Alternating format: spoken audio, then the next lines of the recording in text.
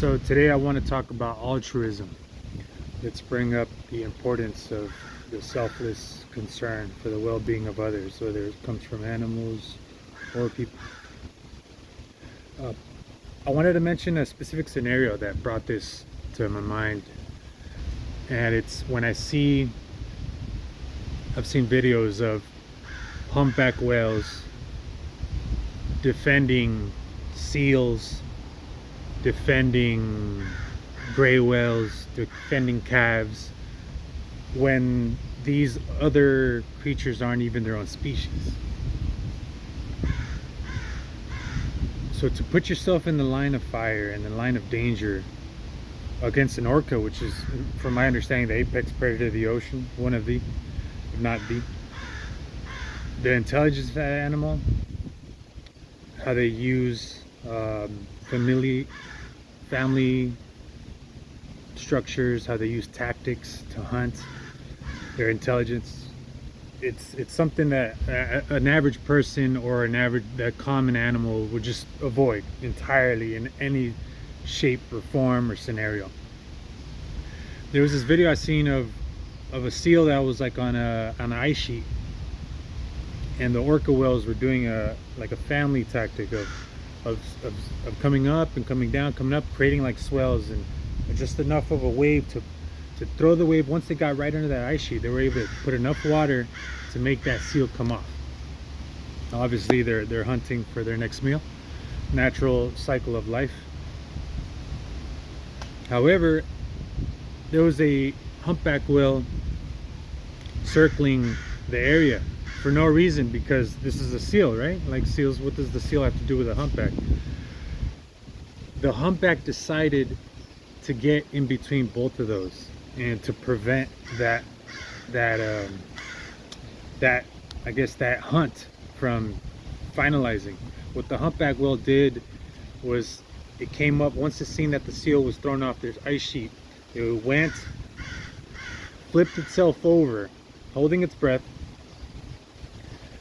because the blowholes are in the top, and it put the seal on its chest, and it used its arms as some type of like defense mechanism, because they're much bigger than the orcas, and they can use it as a club once they're an adult.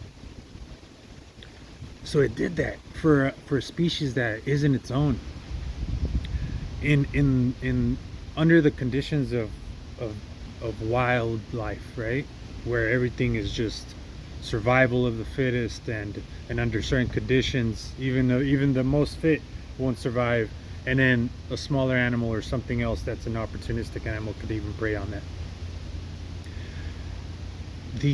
At least it was one humpback whale, but there's multiple videos of this, and it's been documented before with different species too.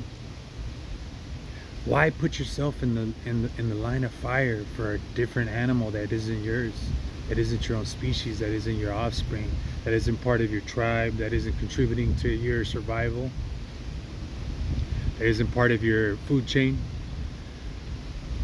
I think that's a really special moment that we should tap into. That's something that we should study more. That's something that we should immerse ourselves in, try to comprehend what's going on, and even then being humble enough to saying, I won't ever fully understand this, but the special opportunity we have with these cameras and cinematography to have documentaries, or just to document these moments that maybe they were always happening, they just weren't on our phones, they weren't at the convenience of something like that.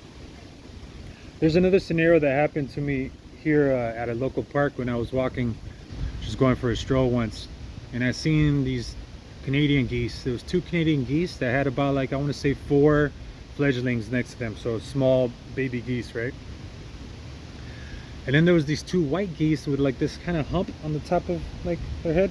I don't know what type of geese that is, but polar opposite species. I mean, same species, but subcategories, right? Then there was an owner, a selfish, careless, inconsiderate owner, who was walking around with a dog that showed no discipline, and he was walking with the dog off leash, and the dog just jet lined towards these animals. it just started bolting. And I want to say, give it 50 feet or 100 feet or so, right? This dog is just bolting. Small dog, right, this size. Just starts bolting at these Canadian geese. Keeping in mind that right behind the Canadian geese, you have these little fledglings, right? And I'm observing this as I'm somewhat away because of the pond was in between us, and I see this happening in front of me, and I'm just in shock, like what's gonna happen. I'm feeling like I've got to sprint over there and either punt this dog out of the equation, because here's these innocent animals that are about to be attacked by a domesticated animal simply because the owner's lack of consideration.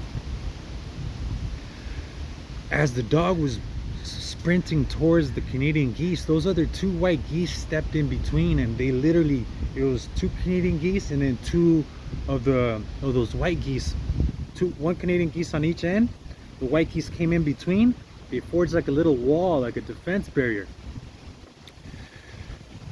That dog, once it finally showed up and it was within biting range of these geese stood their ground. They puffed their chest out, put their wings out. That part is fascinating on its own.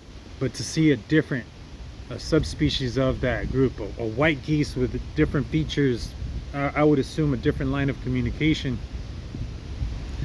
put itself on the line again, put itself in danger for a different animal. Those weren't its babies, those weren't its fledglings, but clearly there's a sense of community, a sense of altruism, a sense of wanting the better good for whether it be your own species or something else. Because in these scenarios, these aren't their offspring. They're going out of their way, putting themselves in harm's way for the greater good. They're selfless. The dog ended up just barking his butt off, and to an extent respected what they were doing, and he didn't bite. And eventually the owner came and grabbed him. You know, inconsiderate owners like that are a dime a dozen.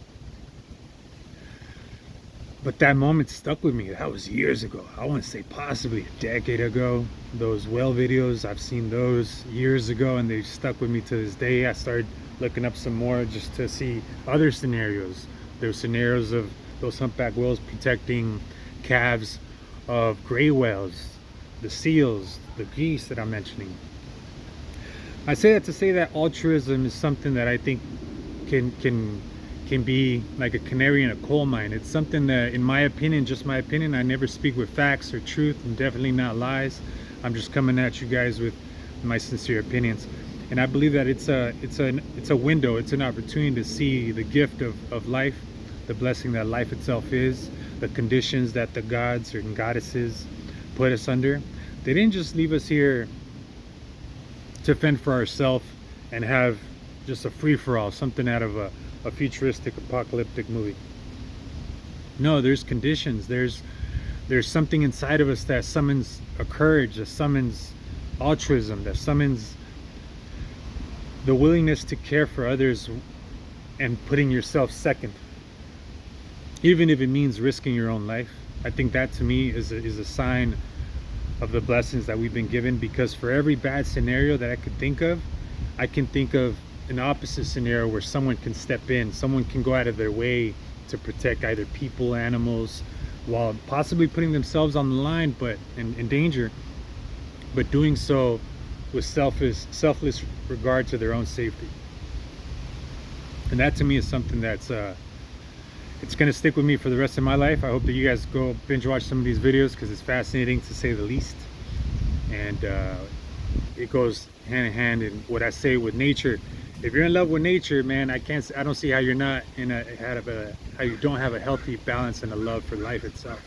When you see these things, whether you're the one documenting it or not, just to be able to observe it, when you put yourself in nature, just at a local park, like here, there's mallard ducks. I've seen a swallowtail butterfly. I've seen some baby mallard ducks too. That was pretty cute. I've seen some turtles up ahead. I'll go ahead and finish that video off. Just want to leave you guys with that food for thought. Altruism. Let's go ahead and talk about it. There'll be more parts to this coming down the road. Thanks for watching. Stay tuned.